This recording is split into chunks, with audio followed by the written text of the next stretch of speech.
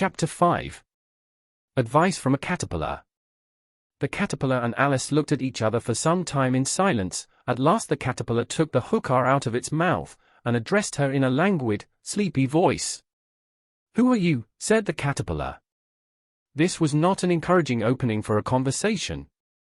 Alice replied, rather shyly, I hardly know, sir, just at present. At least I know who I was when I got up this morning, but I think I must have been changed several times since then." "What do you mean by that?" said the caterpillar sternly. "Explain yourself." "I can't explain myself, I'm afraid, sir," said Alice, "because I'm not myself, you see." "I don't see," said the caterpillar.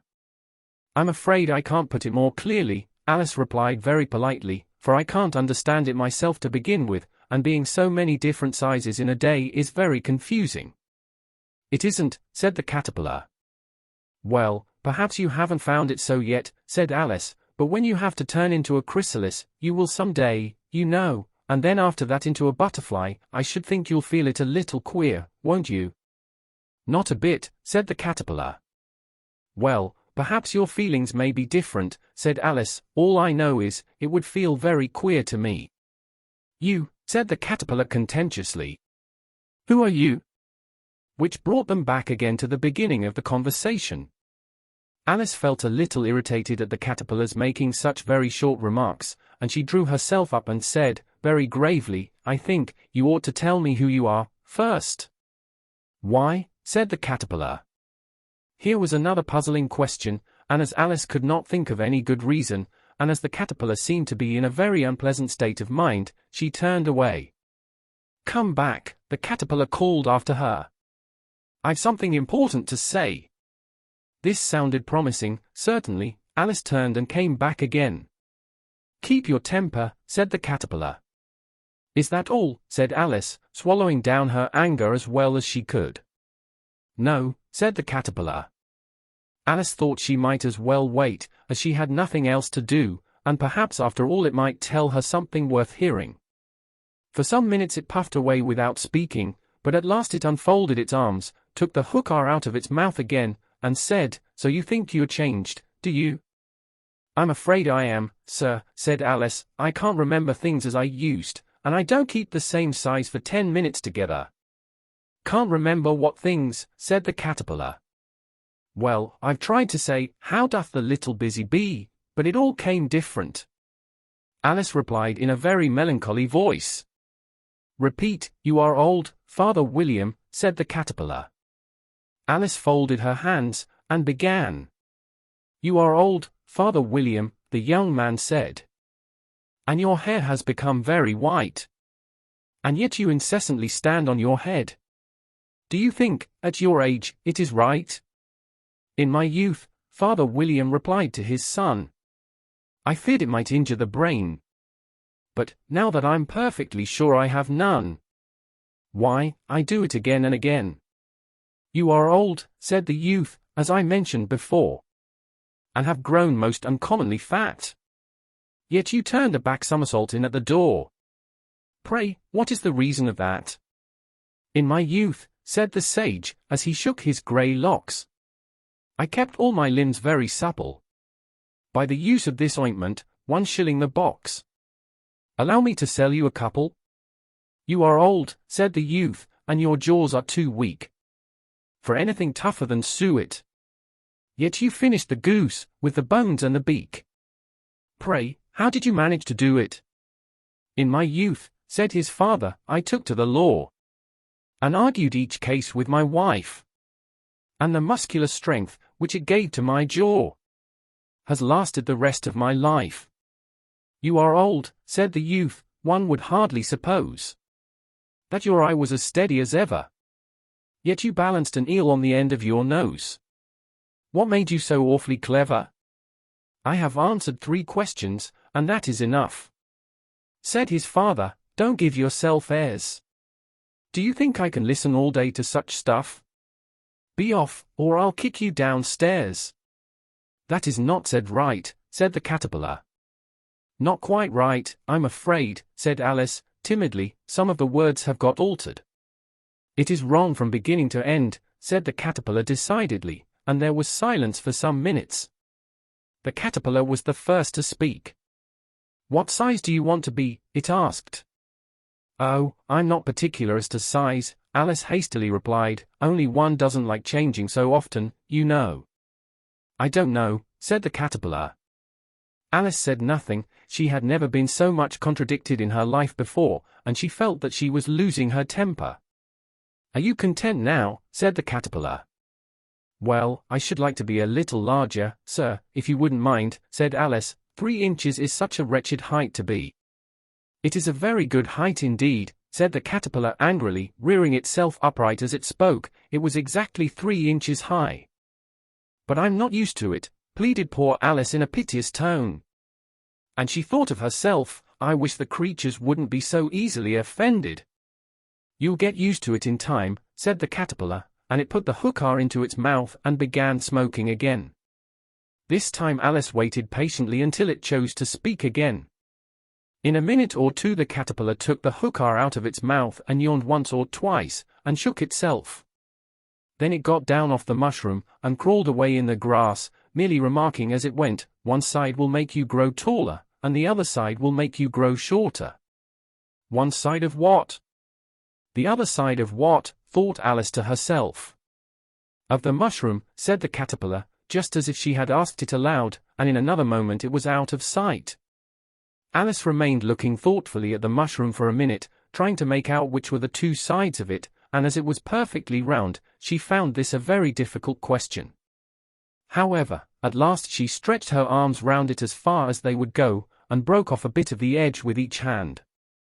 "And now which is which?" she said to herself, and nibbled a little of the right-hand bit to try the effect. The next moment she felt a violent blow underneath her chin. It had struck her foot.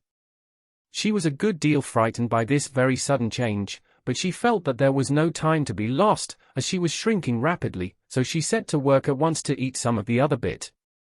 Her chin was pressed so closely against her foot that there was hardly room to open her mouth, but she did it at last, and managed to swallow a morsel of the left-hand bit. "Come, my head's free at last," said Alice in a tone of delight, which changed into alarm in another moment, when she found that her shoulders were nowhere to be found. All she could see, when she looked down, was an immense length of neck, which seemed to rise like a stalk out of a sea of green leaves that lay far below her. "What can all that green stuff be?" said Alice. "And where have my shoulders got to? And oh, my poor hands, how is it I can't see you?" She was moving them about as she spoke, but no result seemed to follow, except a little shaking among the distant green leaves. As there seemed to be no chance of getting her hands up to her head, she tried to get her head down to them, and was delighted to find that her neck would bend about easily in any direction, like a serpent. She had just succeeded in curving it down into a graceful zigzag, and was going to dive in among the leaves, which she found to be nothing but the tops of the trees under which she had been wandering, when a sharp hiss made her draw back in a hurry. A large pigeon had flown into her face, and was beating her violently with its wings. "Serpent!" screamed the pigeon. "I'm not a serpent," said Alice indignantly. "Let me alone." "Serpent, I say again," repeated the pigeon, but in a more subdued tone, and added with a kind of sob, "I've tried every way, and nothing seems to suit them." "I haven't the least idea what you are talking about," said Alice. "I've tried the roots of trees, and I've tried banks, and I've tried hedges," the pigeon went on, without attending to her, "but those serpents, there's no pleasing them." Alice was more and more puzzled, but she thought there was no use in saying anything more till the pigeon had finished. "As if it wasn't trouble enough hatching the eggs," said the pigeon, "but I must be on the lookout for serpents night and day. Why, I haven't had a wink of sleep these 3 weeks." "I'm very sorry you've been annoyed," said Alice, who was beginning to see its meaning. "And just as I'd taken the highest tree in the wood," continued the pigeon, raising its voice to a shriek, "and just as I was thinking I should be free of them at last, they must needs come wriggling down from the sky." "A serpent?" "But I'm not a serpent, I tell you," said Alice. I'm a... "Well, what are you?" said the pigeon. "I can see you're trying to invent something." I'm a little girl," said Alice, rather doubtfully, as she remembered the number of changes she had gone through that day. A likely story indeed, said the pigeon in a tone of the deepest contempt. I've seen a good many little girls in my time, but never one with such a neck as that. No, no. You're a serpent, and there's no use denying it. I suppose you'll be telling me next that you never tasted an egg. I have tasted eggs, certainly, said Alice, who was a very truthful child, but little girls eat eggs quite as much as serpents do, you know. I don't believe it, said the pigeon, but if they do, why then they're a kind of serpent, that's all I can say. This was such a new idea to Alice, that she was quite silent for a minute or two, which gave the pigeon the opportunity of adding, "You're looking for eggs, I know that well enough, and what does it matter to me whether you're a little girl or a serpent?" "It matters a good deal to me," said Alice hastily, "but I'm not looking for eggs, as it happens, and if I was, I shouldn't want yours, I don't like them raw." "Well, be off, then," said the pigeon in a sulky tone, as it settled down again into its nest. Alice crouched down among the trees as well as she could, for her neck kept getting entangled among the branches, and every now and then she had to stop and untwist it. After a while she remembered that she still held the pieces of mushroom in her hands, and she set to work very carefully, nibbling first at one and then at the other, and growing sometimes taller and sometimes shorter, until she had succeeded in bringing herself down to her usual height. It was so long since she had been anything near the right size, that it felt quite strange at first, but she got used to it in a few minutes, and began talking to herself, as usual. "Come, there's half my plan done now. How puzzling all these changes are. I'm never sure what I'm going to be, from one minute to another. However, I've got back to my right size. The next thing is, to get into that beautiful garden. How is that to be done, I wonder?" As she said this, she came suddenly upon an open place, with a little house in it about 4 feet high. "Whoever lives there," thought Alice, "it'll never do to come upon them this size, why, I should frighten them out of their wits." So she began nibbling at the right-hand bit again, and did not venture to go near the house till she had brought herself down to 9 inches high. Chapter 6. Pig and Pepper. For a minute or two she stood looking at the house, and wondering what to do next, when suddenly a footman in livery came running out of the wood. She considered him to be a footman because he was in livery, otherwise, judging by his face only, she would have called him a fish, and rapped loudly at the door with his knuckles. It was opened by another footman in livery, with a round face, and large eyes like a frog, and both footmen, Alice noticed, had powdered hair that curled all over their heads. She felt very curious to know what it was all about, and crept a little way out of the wood to listen. The fish footman began by producing from under his arm a great letter, nearly as large as himself, and this he handed over to the other, saying, in a solemn tone, "For the Duchess. An invitation from the Queen to play croquet." The frog footman repeated, in the same solemn tone, only changing the order of the words a little, "From the Queen. An invitation for the Duchess to play croquet." Then they both bowed low, and their curls got entangled together. Alice laughed so much at this, that she had to run back into the wood for fear of their hearing her, and when she next peeped out the fish footman was gone, and the other was sitting on the ground near the door, staring stupidly up into the sky. Alice went timidly up to the door, and knocked. "There's no sort of use in knocking," said the footman, "and that for 2 reasons. First, because I'm on the same side of the door as you are, secondly, because they are making such a noise inside, no one could possibly hear you." And certainly there was a most extraordinary noise going on within, a constant howling and sneezing, and every now and then a great crash, as if a dish or kettle had been broken to pieces. "Please, then," said Alice, "how am I to get in?" "There might be some sense in your knocking," the footman went on without attending to her, "if we had the door between us. For instance, if you were inside, you might knock, and I could let you out, you know." He was looking up into the sky all the time he was speaking, and this Alice thought decidedly uncivil. "But perhaps he can't help it," she said to herself, "his eyes are so very nearly at the top of his head. But at any rate he might answer questions. How am I to get in?" she repeated, aloud. "I shall sit here," the footman remarked, "till tomorrow." At this moment the door of the house opened, and a large plate came skimming out, straight at the footman's head. It just grazed his nose, and broke to pieces against one of the trees behind him. Or next day, maybe, the footman continued in the same tone, exactly as if nothing had happened. How am I to get in? Asked Alice again, in a louder tone. Are you to get in at all? Said the footman. That's the first question, you know. It was, no doubt, only Alice did not like to be told so. It's really dreadful, she muttered to herself, the way all the creatures argue. It's enough to drive one crazy. The footman seemed to think this a good opportunity for repeating his remark, with variations. I shall sit here, he said, on and off, for days and days. But what am I to do? Said Alice. Anything you like, said the footman, and began whistling. Oh, there's no use in talking to him, said Alice desperately, he's perfectly idiotic. And she opened the door and went in. The door led right into a large kitchen, which was full of smoke from one end to the other. The Duchess was sitting on a three-legged stool in the middle, nursing a baby. The cook was leaning over the fire, stirring a large cauldron which seemed to be full of soup. There's certainly too much pepper in that soup, Alice said to herself, as well as she could for sneezing. There was certainly too much of it in the air. Even the Duchess sneezed occasionally, and as for the baby, it was sneezing and howling alternately without a moment's pause. The only things in the kitchen that did not sneeze were the cook, and a large cat which was sitting on the hearth and grinning from ear to ear. Please would you tell me, said Alice, a little timidly, for she was not quite sure whether it was good manners for her to speak first, why your cat grins like that? It's a Cheshire cat, said the Duchess, and that's why. Pig.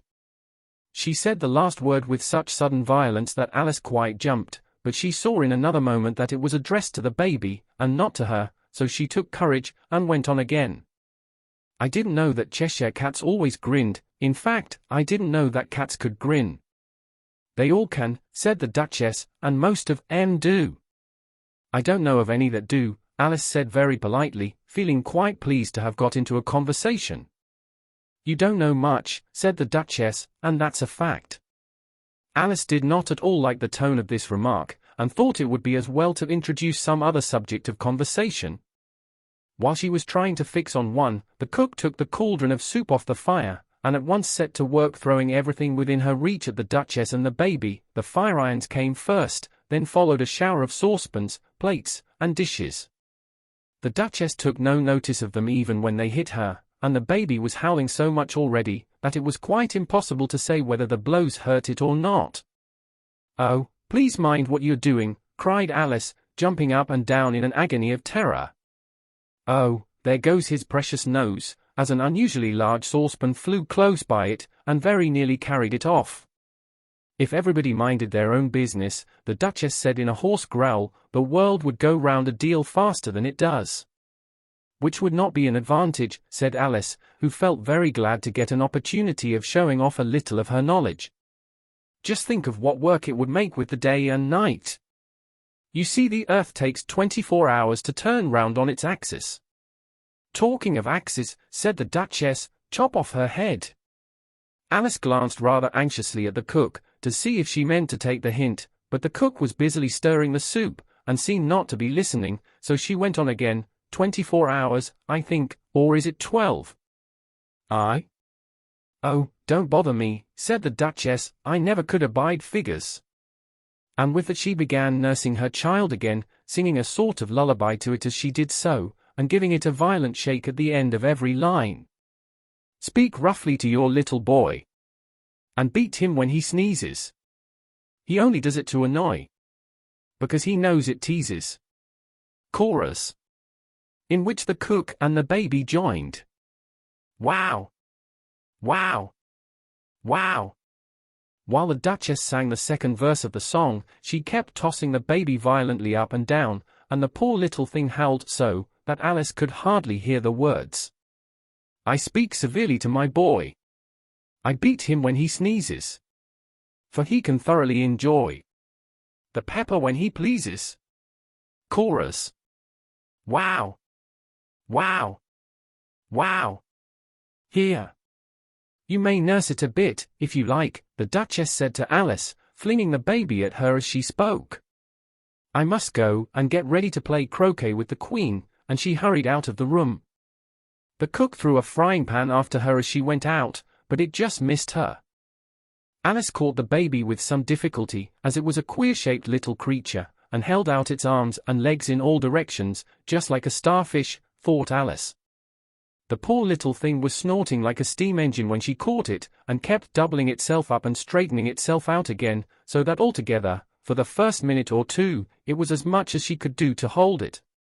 As soon as she had made out the proper way of nursing it, which was to twist it up into a sort of knot, and then keep tight hold of its right ear and left foot, so as to prevent its undoing itself, she carried it out into the open air. If I don't take this child away with me, thought Alice, they are sure to kill it in a day or two. Wouldn't it be murder to leave it behind? She said the last words out loud, and the little thing grunted in reply. It had left off sneezing by this time. Don't grunt, said Alice, that's not at all a proper way of expressing yourself. The baby grunted again, and Alice looked very anxiously into its face to see what was the matter with it.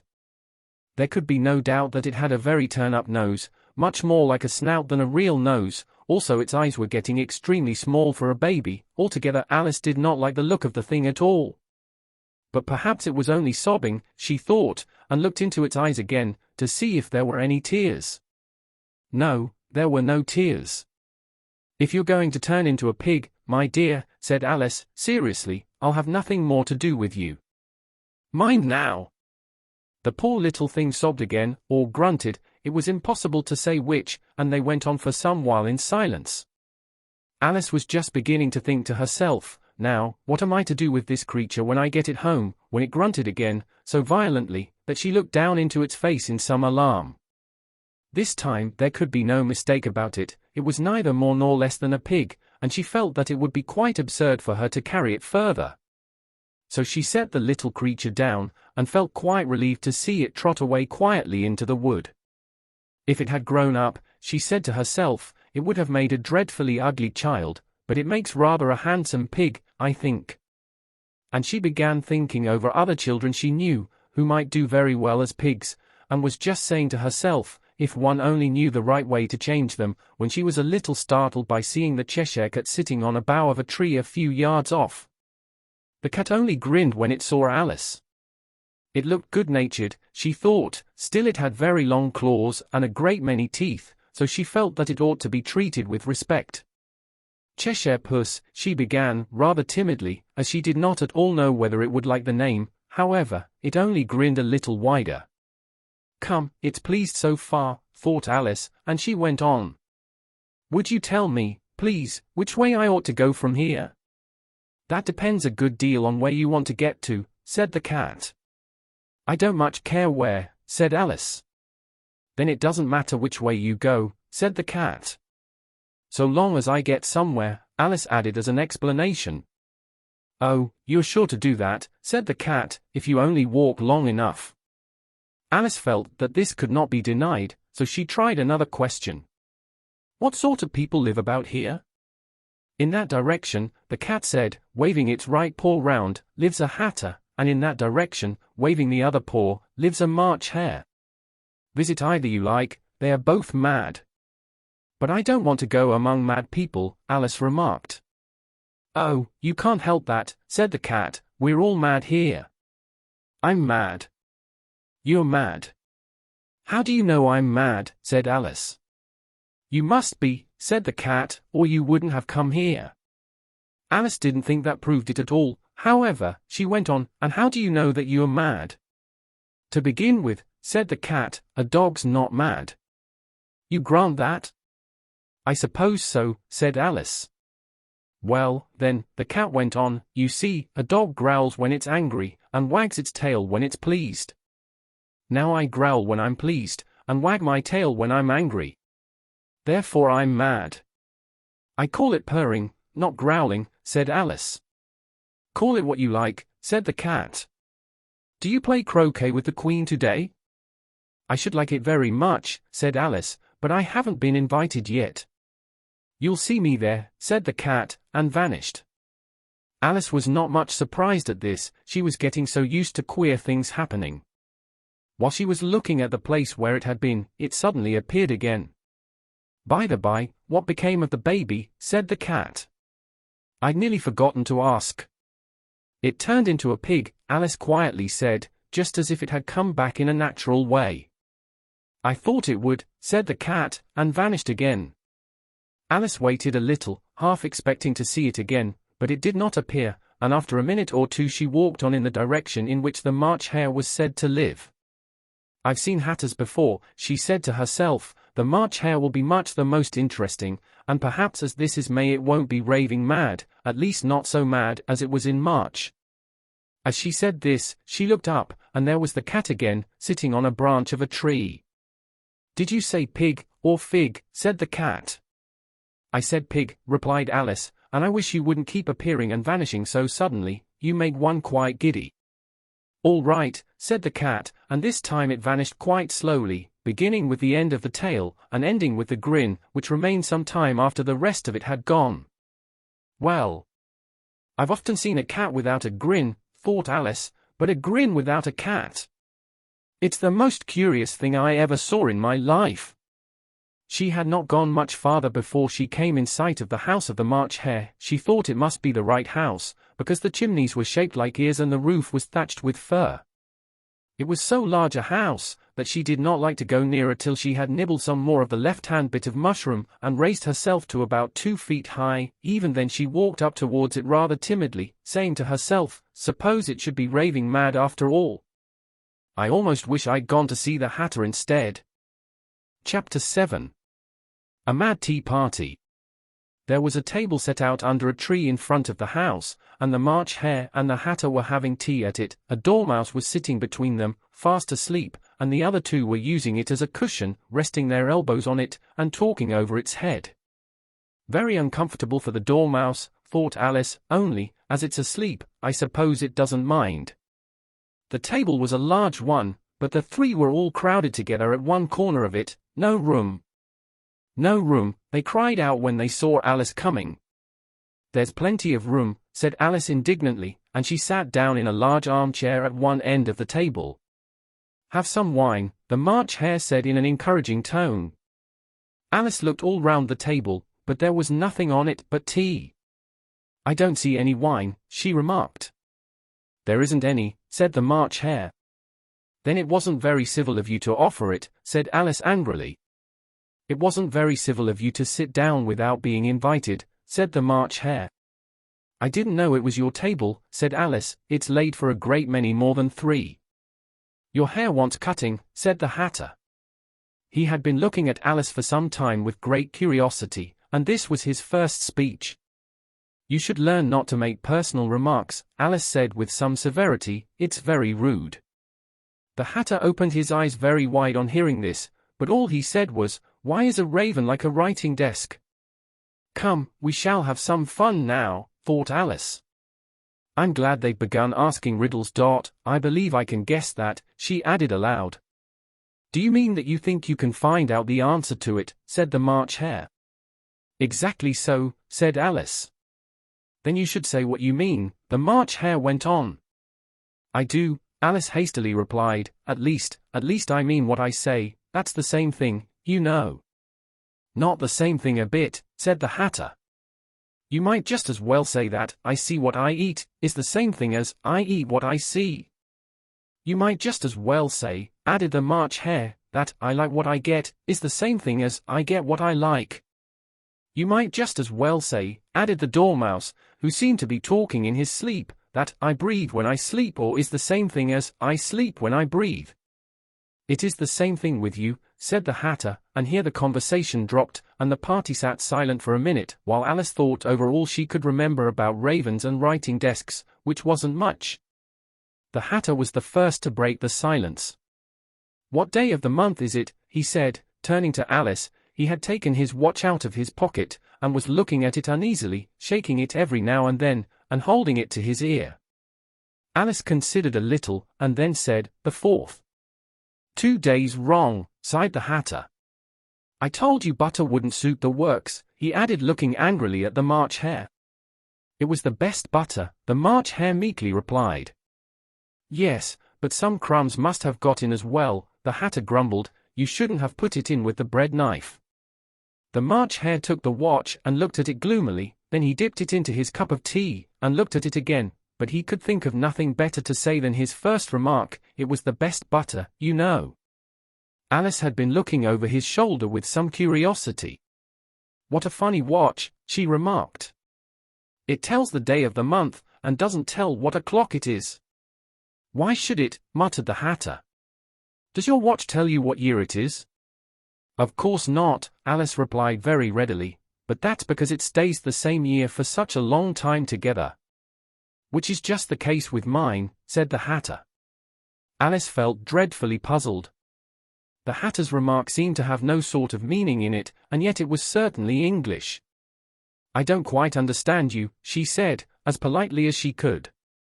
"The Dormouse is asleep again," said the Hatter, and he poured a little hot tea upon its nose. The Dormouse shook its head impatiently, and said, without opening its eyes, of course, just what I was going to remark myself."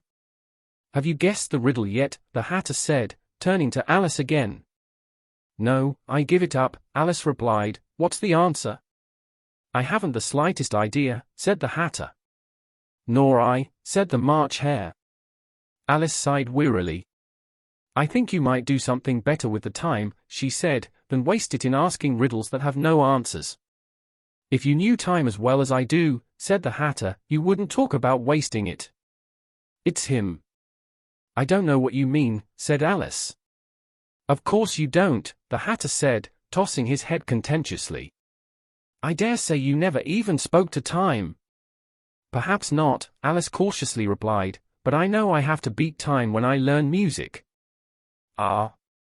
That accounts for it," said the Hatter. "He won't stand beating.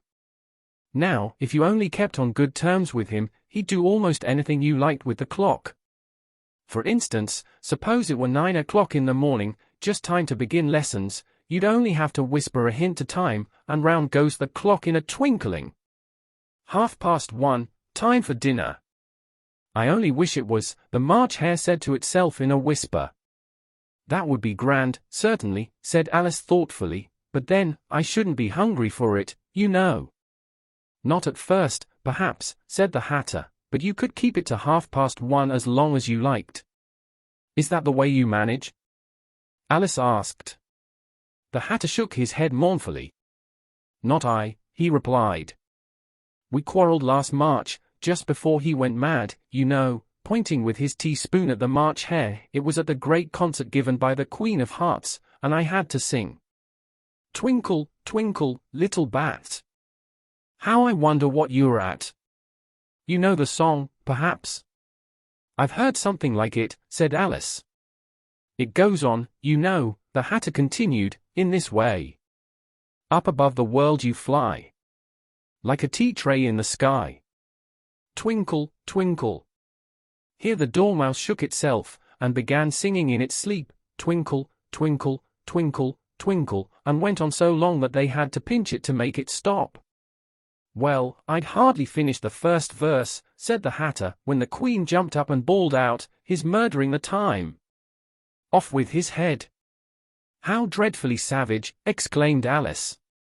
"And ever since that," the Hatter went on in a mournful tone, "he won't do a thing I ask. It's always 6 o'clock now." A bright idea came into Alice's head. "Is that the reason so many tea things are put out here?" she asked. "Yes, that's it," said the Hatter with a sigh. "It's always tea time, and we've no time to wash the things between whiles." "Then you keep moving round, I suppose," said Alice. "Exactly so," said the Hatter, "as the things get used up." "But what happens when you come to the beginning again?" Alice ventured to ask. "Suppose we change the subject," the March Hare interrupted, yawning. "I'm getting tired of this. I vote the young lady tells us a story." "I'm afraid I don't know one," said Alice, rather alarmed at the proposal. "Then the Dormouse shall," they both cried. "Wake up, Dormouse!" And they pinched it on both sides at once. The Dormouse slowly opened his eyes. "I wasn't asleep," he said in a hoarse, feeble voice. "I heard every word you fellows were saying." "Tell us a story," said the March Hare. "Yes, please do," pleaded Alice. And be quick about it, added the Hatter, or you'll be asleep again before it's done. Once upon a time there were 3 little sisters. The Dormouse began in a great hurry, and their names were Elsie, Lacey, and Tilly, and they lived at the bottom of a well. What did they live on? Said Alice, who always took a great interest in questions of eating and drinking.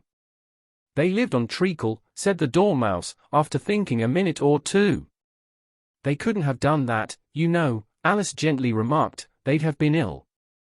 So they were, said the Dormouse, very ill. Alice tried to fancy to herself what such an extraordinary ways of living would be like, but it puzzled her too much, so she went on, but why did they live at the bottom of a well? Take some more tea, the March Hare said to Alice, very earnestly. I've had nothing yet, Alice replied in an offended tone, so I can't take more.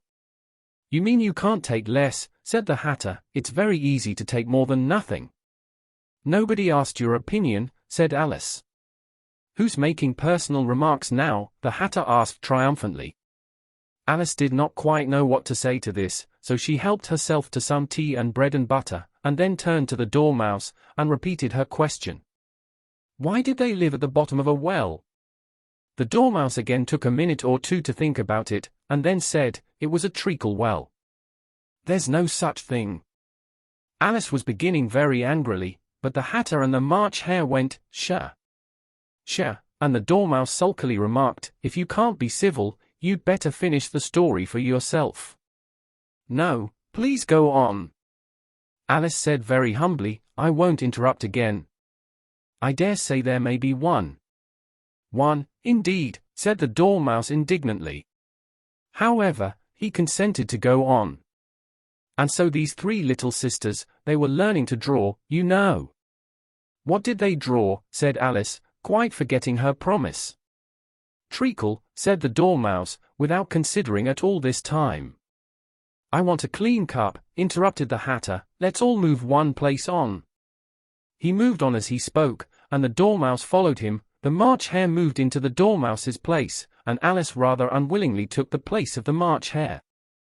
The Hatter was the only one who got any advantage from the change, and Alice was a good deal worse off than before, as the March Hare had just upset the milk jug into his plate. Alice did not wish to offend the Dormouse again, so she began very cautiously, but I don't understand. Where did they draw the treacle from? You can draw water out of a water well, said the Hatter, so I should think you could draw treacle out of a treacle well, eh, stupid? But they were in the well, Alice said to the Dormouse, not choosing to notice this last remark. Of course they were, said the Dormouse, well in. This answer so confused poor Alice, that she let the Dormouse go on for some time without interrupting it. They were learning to draw, the Dormouse went on, yawning and rubbing its eyes, for it was getting very sleepy, and they drew all manner of things, everything that begins with an M. Why with an M? Said Alice. Why not? Said the March Hare. Alice was silent. The Dormouse had closed its eyes by this time, and was going off into a doze, but, on being pinched by the Hatter, it woke up again with a little shriek, and went on, that begins with an M, such as mousetraps, and the moon, and memory, and muchness. You know you say things are much of a muchness. Did you ever see such a thing as a drawing of a muchness? Really, now you ask me, said Alice, very much confused, I don't think. Then you shouldn't talk, said the Hatter. This piece of rudeness was more than Alice could bear. She got up in great disgust, and walked off. The Dormouse fell asleep instantly, and neither of the others took the least notice of her going, though she looked back once or twice, half hoping that they would call after her. The last time she saw them, they were trying to put the Dormouse into the teapot. At any rate I'll never go there again, said Alice as she picked her way through the wood.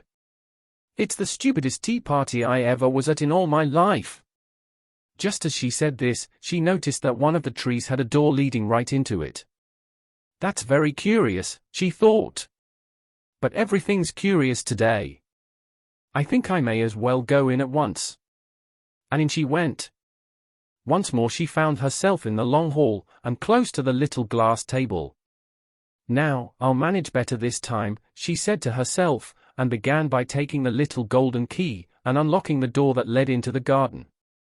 Then she went to work nibbling at the mushroom. She had kept a piece of it in her pocket, till she was about a foot high. Then she walked down the little passage, and then she found herself at last in the beautiful garden, among the bright flower beds and the cool fountains. Chapter 8.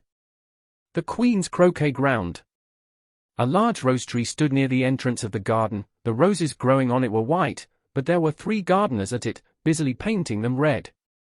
Alice thought this a very curious thing, and she went nearer to watch them, and just as she came up to them she heard one of them say, "Look out now, 5! Don't go splashing paint over me like that."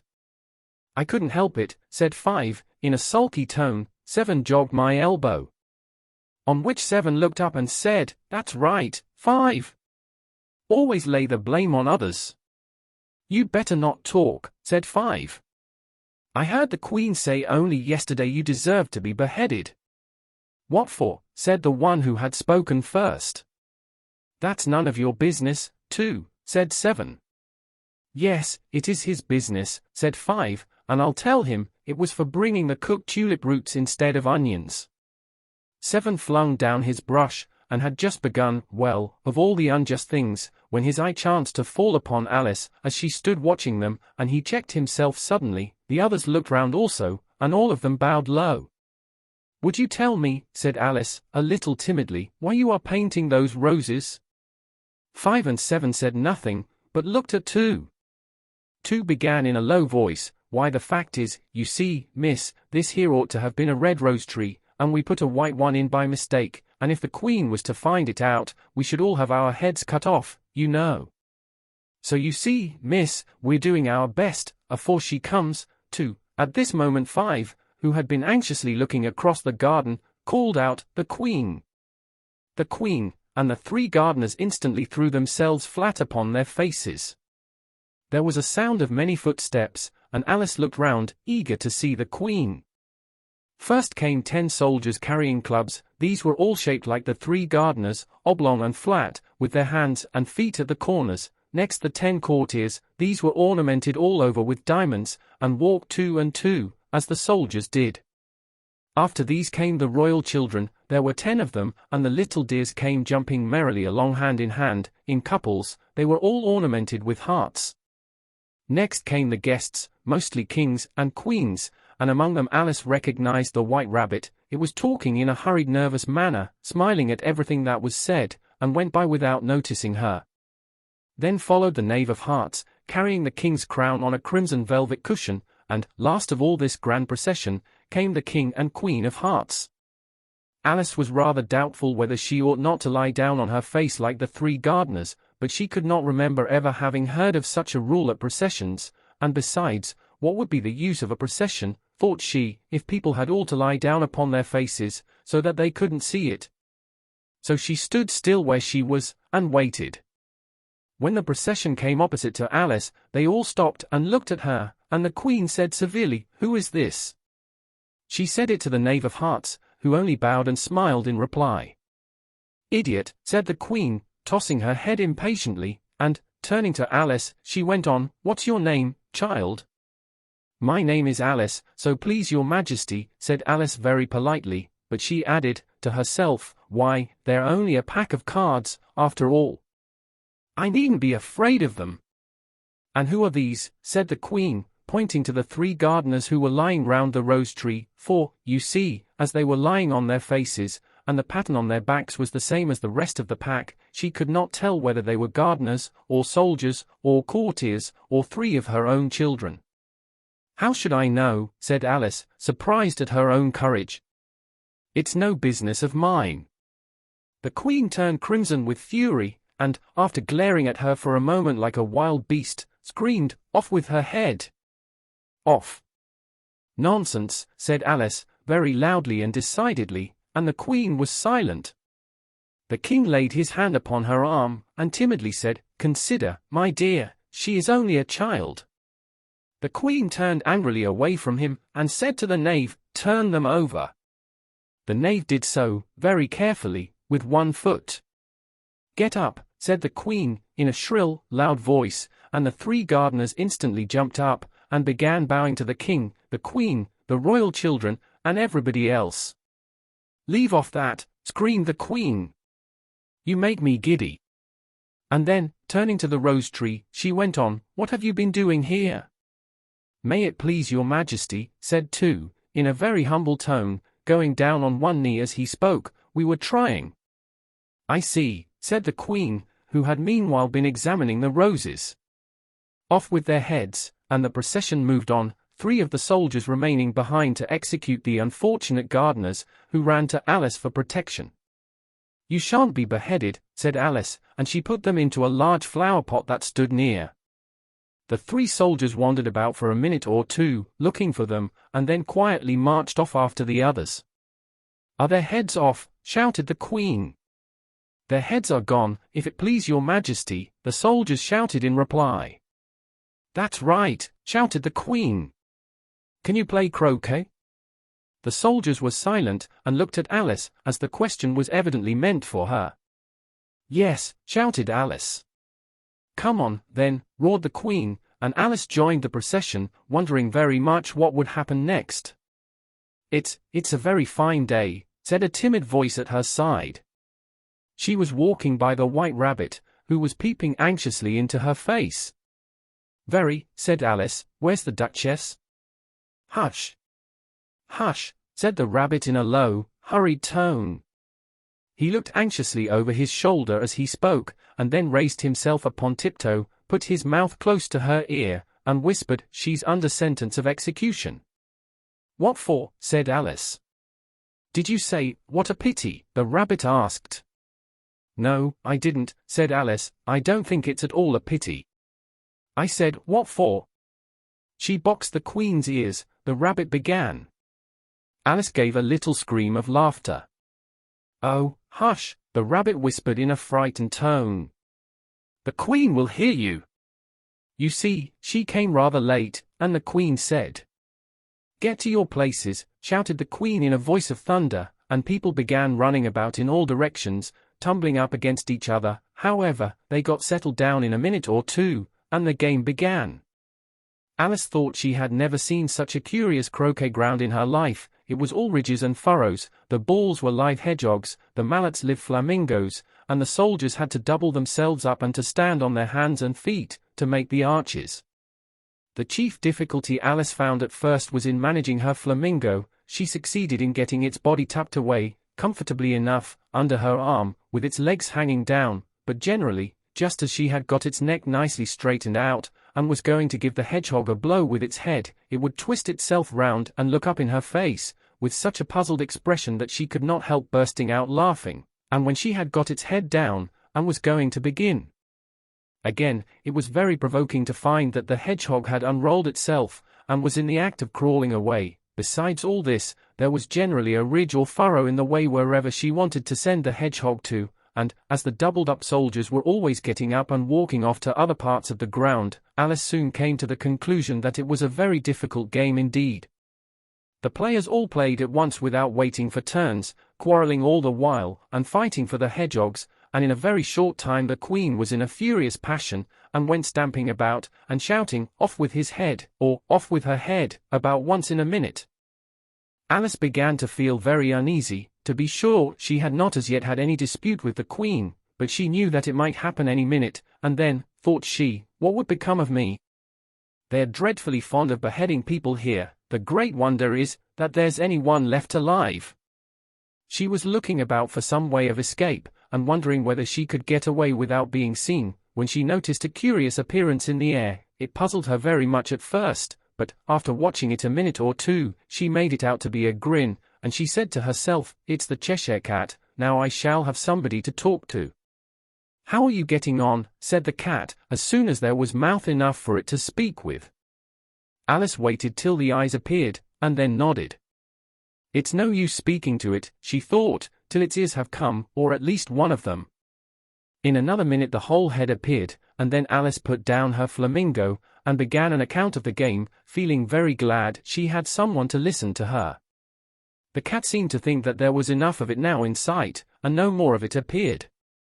"I don't think they play at all fairly," Alice began, in rather a complaining tone, "and they all quarrel so dreadfully one can't hear oneself speak, and they don't seem to have any rules in particular. at least, if there are, nobody attends to them, and you've no idea how confusing it is all the things being alive. For instance, there's the arch I've got to go through next, walking about at the other end of the ground, and I should have croqueted the Queen's hedgehog just now, only it ran away when it saw mine coming. How do you like the Queen? Said the cat in a low voice. Not at all, said Alice, she's so extremely. Just then she noticed that the Queen was close behind her, listening, so she went on, likely to win, that it's hardly worthwhile finishing the game. The Queen smiled and passed on. Who are you talking to? Said the King, going up to Alice, and looking at the cat's head with great curiosity. It's a friend of mine, a Cheshire cat, said Alice, allow me to introduce it.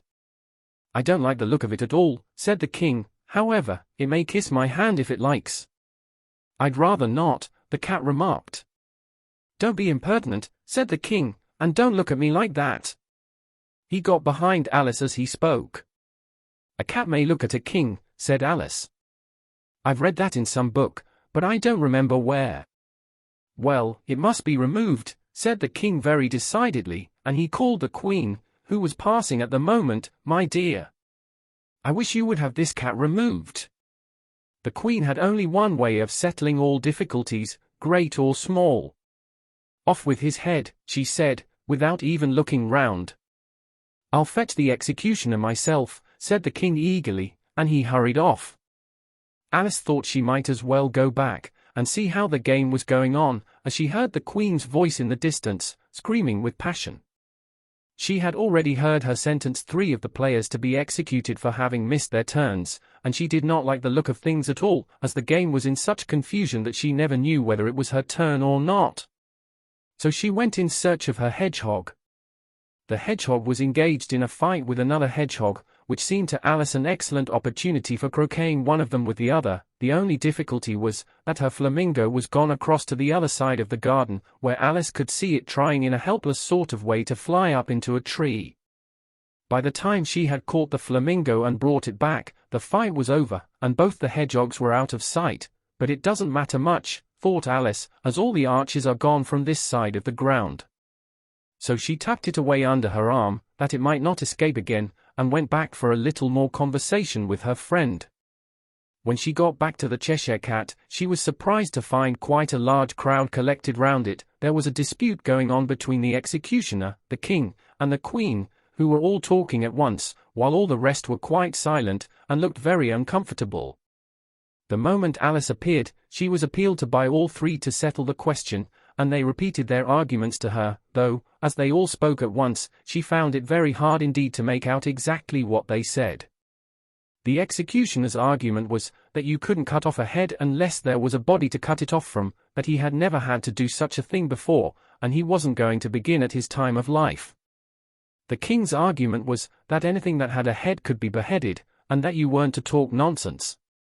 The Queen's argument was that if something wasn't done about it in less than no time, she'd have everybody executed, all round. It was this last remark that had made the whole party look so grave and anxious. Alice could think of nothing else to say but, "It belongs to the Duchess, you'd better ask her about it." "She's in prison," the Queen said to the executioner, "fetch her here." And the executioner went off like an arrow. The cat's head began fading away the moment he was gone, and, by the time he had come back with the Duchess, it had entirely disappeared, so the King and the executioner ran wildly up and down looking for it, while the rest of the party went back to the game.